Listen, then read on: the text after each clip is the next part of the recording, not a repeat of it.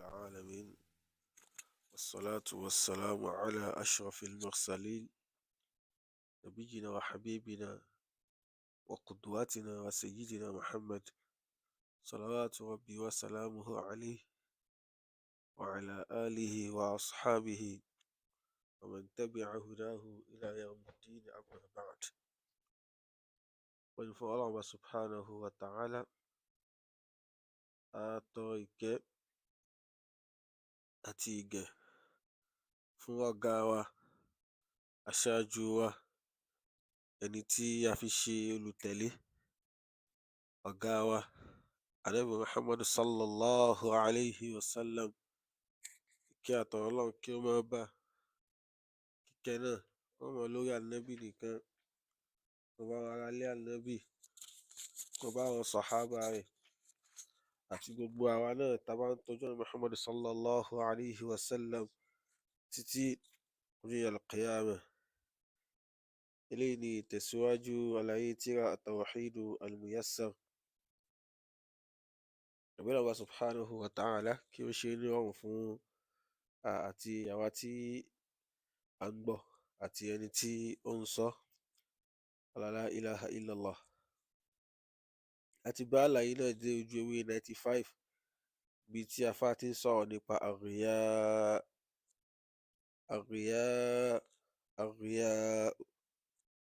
àríyáù. Òun náà ni àkárími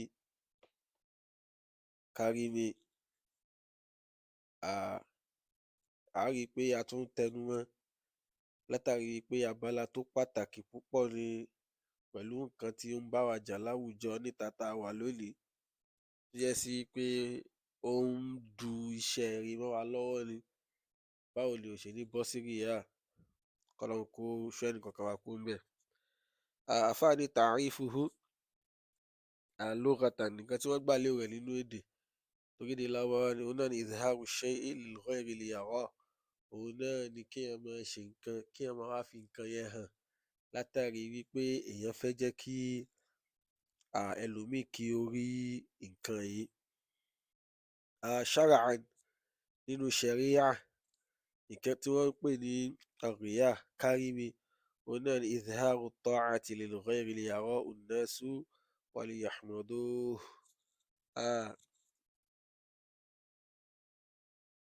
Òun náà ni kí ẹni tó ń ṣiṣẹ́ ẹ̀sìn, iṣẹ́ ìjọsìn kan, kó wá máa ṣàfihàn rẹ̀ lil ghayri, ó fẹ́ káwọn ẹlòmíì kí nìyẹn ò pé kán rí iṣẹ́ yẹn, àbí kó jẹ́ pé ó ń ṣiṣẹ́ yẹn fẹ́lòmíì náà liyarahu an-nas, káwọn ènìyàn lè bá rí wa liyahmaduhu, kán lè bá máa wá dúpẹ́ fún, kán lè bá máa yìn ín pé ẹ̀rí, kó jẹ́ pé torí tiwọn, torí ẹ̀yìn tó fẹ́ rí ló fi ń ṣe iṣẹ́, tó jẹ́ sí pé iṣẹ́ náà sì rèé lábala ìjọsìn ni.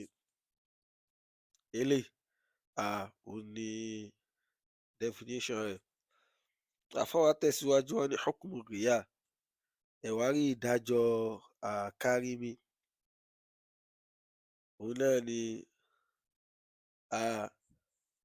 alákọ̀ọ́kọ́, òun náà ni yasiru riya, òun náà ni kárìmí tó jẹ́ ti kékeré, tó yẹ sí pé kárìmí tó yẹ sí pé kò í ṣe pé ẹni tó ń ṣe ó ń ṣe ní kékeré yẹn, ó ń ṣe níṣe tó yẹ sí pé ó ti di nǹkan tó ti mọ́ lára, pé tó wá ti ń ṣiṣẹ́ báyìí kò kí ń fẹ́ iṣẹ́ tó máa ń ṣe, ó máa ń ṣe torí tàwọn èèyàn ni. Irú ẹni báyìí, wọ́n ní pé irú ìdájọ́ ẹni báyìí náà ni pé kí nìyẹn o, iṣẹ́ tó ń ṣe yìí a máa bọ́ sí abala pé èèyàn ti ń ṣe ẹbọ. Irú ẹbọ wo? Òun náà ni ẹbọ tó jẹ́ ẹbọ kékeré, látàrí wípé ó ń ṣe iṣẹ́, ṣùgbọ́n iṣẹ́ rẹ̀ yìí kò ní pé ó ń fẹ́ tọ́lọ́run wa subhanahu wa ta'ala ńbẹ̀. Ó ṣe kí nìyẹn o, ó ń fẹ́ kí àwọn èèyàn lè bá kí nìyẹn o, kán lè bá a máa yìn ní lórí iṣẹ́ tí ó ń ṣe. So eléyìí ayé sí pé tó fi lè máa ṣe ẹbọ, tó fi lè máa ṣe kárìmí níbi iṣẹ́ yìí, irú ẹni báyìí ó ṣe kí nìyẹn o, ó ó ti ń ṣe ẹbọ kékeré ni látàrí pé ó ń ṣe iṣẹ́ kárìmí. Ẹlẹ́ẹ̀kejì, òun náà lẹni tó jẹ́ sí pé kullu a'malihi aw ghalibuha riya. Òun náà lẹni tó jẹ́ sí wípé gbogbo iṣẹ́ tiẹ̀, gbogbo iṣẹ́ tó bá ti ń ṣe aw ghalibuha àbí èyí tó pọ̀ jù iṣẹ́ tó ń ṣe riya, ó fi máa ń ṣe kárìmí ni. Irú ẹni báyìí shirkun akbar. Irú bó ṣe ń ṣe, irú ẹni tó bá ń ṣe irú tó jẹ́ pé gbogbo iṣẹ́ rẹ̀ kárìmí náà tiẹ̀ ni, kò tiẹ̀ kí kò kì í sábà rí kóun ṣe f'Ọlọ́run subhanahu wa ta'ala, ó ń ṣe káyé bá fi mọ yìí, kán lè bá fi mọ rí i ni. Kódà kán mọ yìí, ó fẹ́ kán mọ rí òun. Ẹni tó bá jẹ́ sí pé gbogbo iṣẹ́ tó máa ń ṣe bóun ṣe máa ń ṣe é rèé, irú ẹni báyìí shirkun akbar, nǹkan tó ń ṣe yìí ẹbọ ńlá ni. Àfáà wa ní wa hadha la yasduru min mu'minin bal huwa simatul munafiqin. Ṣùgbọ́n irú iṣẹ́ báyìí, nǹkan tó jẹ́ pé kò tiẹ̀ kì í ti ọwọ́ mùsùlùmí ṣẹlẹ̀ nígbà pé ẹ̀ mùmínì ṣẹlẹ̀ ni. Bal huwa simatul munafiqin. Eléyìí àwọn mùnàfíkì, àwọn ni wọ́n máa ń, nínú àwọn àpẹẹrẹ mùnàfíkì ni eléyìí. Àwọn náà máa ń ṣe iṣẹ́ tó jẹ́ sí pé àwọn iṣẹ́ wọn, wọ́n máa ń ṣe kárìmí ní gbogbo iṣẹ́ wọn ni. Látàrí pé Islam yẹn ò kúkú dé ọkàn wọn náà tẹ́lẹ̀. So wọ́n ń ṣe kí nìyẹn, wọ́n ń fi ẹbọ sínú, wọ́n ń fi Islam hàn. So tó bá rí pé gbogbo iṣẹ́ tó bá ń ṣe, wọ́n ń ṣe kárìmí nídìí rẹ̀. So eléyìí kò yẹ kí ó yà wá lẹ́nu. Àfáà wa tẹ̀síwájú, wọ́n ní khata'u riya, ẹ wá rí aburú àti ewu tó wà níbi kí èèyàn máa ṣe kárìmí. Alákọ̀ọ́kọ́ ni pé annahu shirkun akbar. Alákọ̀ọ́kọ́ ni pé ìṣe ẹbọ kékeré ni. Ẹbọ ńlá àti ẹbọ kékeré sí t'Ọlọ́run subhanahu wa ta'ala tó yọ́nú sí. Ṣùgbọ́n ẹni tó bá ń ṣe iṣẹ́, ìwọ tó ń kírun, àbó ń gbààwẹ̀, àbó ń yọ zakat, àbó ń ṣe ní iṣẹ́ olóore, bọ̀ ìmánì yẹn ò wá kí nìyẹn, ò wá kí t'Ọlọ́run ló fi ń ṣe, ò tún wá ń ṣe kárìmí kún. Tó yẹ sí pé bóyá pé ó mú t'Ọlọ́run, òun ṣe f'Ọlọ́run ọba tó ń ṣe fún yẹn náà. So eléyìí ẹ̀ṣẹ̀ ẹbọ kékeré ni tó sì yẹ kí èèyàn jìnnà sí. Ẹ̀rí eléyìí, òun náà làwọn Muhammad sallallahu alayhi wa sallam tí Imam Ahmad tí wọ́n gbé jáde. Wọ́n ní Ànábì Muhammad sallallahu alayhi wa sallam sọ báyìí pé ma akhafu alaykum ash-shirkul asghar. Ànábì ní pé nínú àwọn nǹkan tó yẹ sí kí mo fi ń tó parí láyà lórí, tí mo fi ń bẹ̀rù fún yín jù kẹ́ mọ́ kó sí, òun náà ni ash-shirkul asghar. Òun náà ni ìṣe ẹbọ kékeré. Fasu'ila anhu faqala ar-riya. Wọ́n á béèrè lọ́wọ́ pé wá Ànábì sallallahu alayhi wa sallam, ẹbọ kékeré kí ló ń jẹ́ bẹ́ẹ̀? Ànábì ní pé ar-riya, òun náà ni ìmọ̀ ṣe kárìmí. Pé irú eléyìí, ó mọ̀ ṣe kí nìyẹn, ó jẹ́ ìran ẹbọ kékeré. Nínú àwọn ewu tó tún wà lórí ìmọ̀ ṣe ẹbọ kékeré, òun náà ni annahu la yaghfiru idha lam yatub minhu sahibuhu. Òun náà ni pé ó ṣeé ṣe k'Ọlọ́run kó má ṣe àforíjì fún ẹni tó bá ń ṣe ẹbọ kékeré nìyẹn tí ò bá ti túbá ní orí rẹ̀. Ṣùgbọ́n tó bá túbá, Ọlọ́run subhanahu wa ta'ala ó lè ṣe àforíjì fún. Ṣùgbọ́n tí ò bá túbá, ó ṣeé ṣe k'Ọlọ́run subhanahu wa ta'ala má ṣe kí nìyẹn, kó má ṣàforíjì fún. Ṣùgbọ́n lábẹ́ bẹ́ẹ̀ náà, ó túbá kò túbá, òun náà jẹ́ ìran kan nínú àwọn ìran ẹ̀ṣẹ̀ ni. Bó tiẹ̀ jẹ́ sí wípé òun lè fẹ́ pawọ́ sókè ju àwọn ẹ̀ṣẹ̀ tó kù lọ látàrí bó bá ṣe rí nínú ẹ̀mí ẹni tó bá ń ṣe kárìmí yìí. Ṣùgbọ́n ẹni tí ò bá túbá kúrò ńbẹ̀, ó wà lábẹ́ mọ̀ṣíà Ọlọ́run ọba. Tó bá wu Ọlọ́run ọba subhanahu wa ta'ala, ó lè ṣàforíjì fún. Tó bá sì wù, ó lè ṣe kí nìyẹn, ó lè má ṣe àforíjì fún. Eléyìí lásán ó tó pé kí èèyàn máa bẹ̀rù láti lè máa mú kárìmí mọ́ iṣẹ́ tí a bá ń ṣe. Ẹ̀rí eléyìí náà làwọn Ọlọ́run subhanahu wa ta'ala sọ báyìí pé inna Allaha la yaghfiru an yushraka bihi wa yaghfiru ma duna dhalika liman yasha. Ọlọ́run subhanahu wa ta'ala ń bá wa sọ̀rọ̀ nínú Suratun Nisa. Ọlọ́run bá ní kí dájúdájú Ọlọ́run ọba la yaghfiru an yushraka bihi. Ọlọ́run ọba ò kì í ṣe àforíjì fún ẹni tó bá ń ṣe ẹbọ pẹ̀lú Ọlọ́run ọba subhanahu wa ta'ala. Wa yaghfiru ma duna dhalika liman yasha.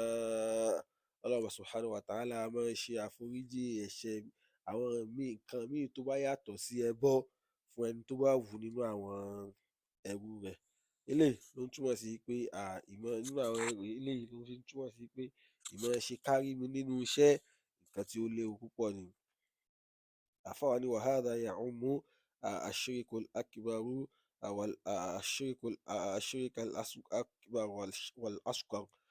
àfáà ní kẹ́ ẹ wá rí eléyìí ó kó ẹbọ ńlá sínú àti ẹbọ kékeré. ìwọ́n gẹ́gẹ́ bá ṣe ṣàlàyé fún wa, ẹbọ kékeré rè ìran kan nínú àwọn ìran ẹ̀ṣẹ̀ náà ni, tó yẹ sí pé ó wà lábẹ́ mọ̀ṣíà Ọlọ́hun subhanahu wa ta'ala ní, tó àwọn Ọlọ́hun subhanahu wa ta'ala ó lè ṣe àforíjì fún, tó bá sì wù ó lè má ṣe àforíjì fún. ṣùgbọ́n èyí tó fi ń jẹ́ ọ̀ranyàn jù náà ni kí mùsùlùmí tó bá ti pé òun ti ṣe ẹbọ níbi iṣẹ́ kó tọrọ àforíjì lọ́dọ̀ Ọlọ́hun subhanahu wa ta'ala.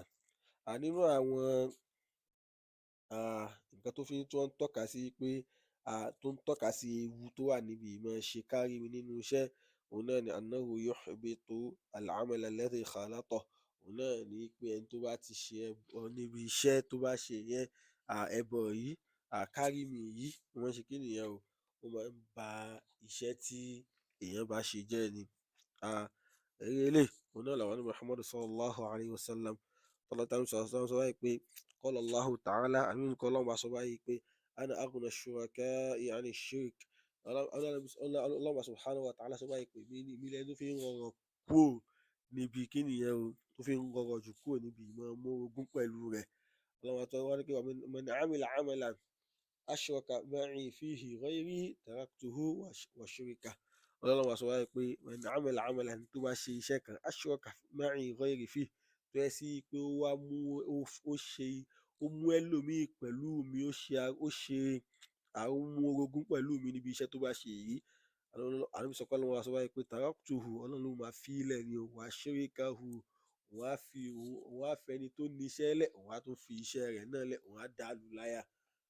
eléyìí tó ń túmọ̀ sí pé tí ẹ bá ń ṣe iṣẹ́, tí ẹ bá ti ń ṣe kárí mi mọ́, ó ti ń túmọ̀ sí pé Ọlọ́run subhanahu wa ta'ala ò ní gba iṣẹ́ náà ní ọwọ́ ẹni ní. ó yẹ sí pé ó yẹ kí èèyàn gbìyànjú láti jìnnà sí ìmọ̀ ṣe kárí mi. nínú àwọn ewu tó wà níbi ìmọ̀ ṣe kárí mi, òun náà ni annahu a'dham min fitnatil masihi dajjal. òun náà ni pé kí èèyàn máa ṣe kárí mi nínú iṣẹ́, nínú fìtínà tó fi ń lágbára ju fìtínà masihi dajjal lọ. òun náà ni pé fìtínà rẹ̀, wàhálà rẹ̀ ó le ju wàhálà masihi dajjal lọ.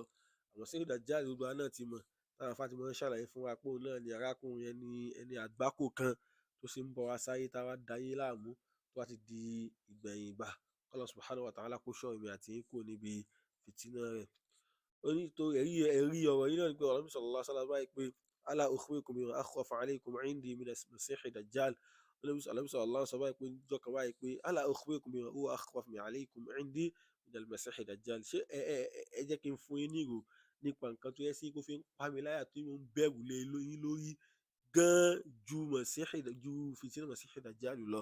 Qalu bala ya Rasulallah. àwọn sọ̀rọ̀ tó wọ́n sọ pé bala wa Ànábì, sọ fún wa ya Rasulullah, ìwọ ìṣẹ́ Ọlọ́run ọba.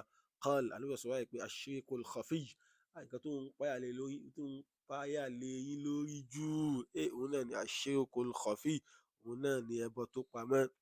àwọn ènìyàn wa tẹ̀síwájú, àwọn ènìyàn pé yaqumu ar-rajulu fa yusalli, wọ́n ní pé ara ẹnìkan dìde á lè mọ kírun nù yín, fa yuzayyinu salata, àwa ṣe kí nìyẹn, àwa dírẹ́sì òun rẹ̀, á kírun rẹ̀ dáadáa, á ṣe dáadáa, á ṣe gbogbo òun rẹ̀ dáadáa. Lima yara min nadhari ar-rajul, àwa mọ̀ ṣe gbogbo ilé ó ń kírun rẹ̀ dáadáa, ó tún gbogbo òun rẹ̀ ṣe yìí, ó ń ṣe látàrí wípé ó rí i pé àwọn èèyàn ń wo òun, àbí torí pé ó mọ̀ pé àwọn ẹnìkan wọ́n ṣe kí nìyẹn, wọ́n ń rí òun nígbà tí òun kírun, tó túmọ̀ sí pé ó ń ṣe iṣẹ́ yẹn, ó ń ṣe dáadáa látàrí wípé ó ṣe kí nìyẹn, ó fi ń ṣe kárí mi, ó fi ń ṣe torí àwọn èèyàn tó wà ń bẹ ni, tó dẹ̀ yẹ sí pé Ọlọ́run subhanahu wa ta'ala òun ló yẹ kó ṣe nǹkan yìí fún. eléyìí nínú àwọn aburú tó wá lágbára jù láàfin mọ̀ pé Ànábì sallallahu alaihi wasallam sadaqa, Ànábì òdodo l'Ànábì sallallahu alaihi wasallam sọ lóòótọ́. tá bá wo àsìkò tá a wà yìí, wallahi nínú àdánwò tó kàn wá jù òun náà ni àdánwò máa ṣe kárí mi. gbogbo iṣẹ́ ni kárí mi ti gbogbo táwọn èèyàn bá dé lómi, ẹlòmíì lè máa ṣe náfìlà nu yàrá rẹ̀, á dẹ̀ gbé kámẹ́rà síwájú láti fẹ́ káyè ló àfi máa rí òun pé òun ń ṣe náfìlà. à ń lọ ṣe hajj, à ń lọ ṣe umra, hàn ní tí ìwà bẹ́ẹ̀ lásán, ẹlòmíì àmọ́ ṣe tọ̀wáfù lọ́wọ́, àmọ́ ṣe kámẹ́rà ara rẹ̀ pé àwa la wà bí báyìí. Ẹlòmíì àwọn di Kaaba ibi tó ti mọ kó mọ ṣàdúrà tó yẹ kẹ́rù Ọlọ́run subhanahu wa ta'ala mọ̀ bá, a tún gbé kámẹ́rà síwájú náà ni. Torí kíni? Ṣùgbọ́n gbogbo ẹ̀ náà fi ń tọ́ka sí pé sadaqa Rasulullahi sallallahu alayhi wa sallam bi abi wa ummi.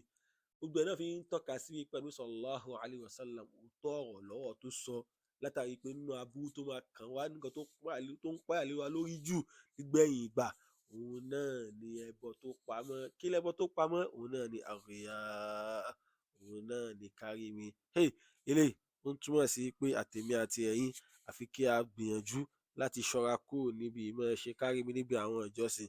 Ọlọ́run subhanahu wa ta'ala, àtèmi àtẹ̀yin, kọ́lọ́run kó ṣọ́ wa kúrò níbi ìmọ̀ ṣe kárí mi, kó wá ṣe wá lọ́kan nínú àwọn tá a lè máa ṣe iṣẹ́ nítorí t'Ọlọ́run subhanahu wa ta'ala. Hadha wallahu a'lam wa sallallahu ala sayyidina Muhammad wa ala alihi wa sahbihi ajma'in.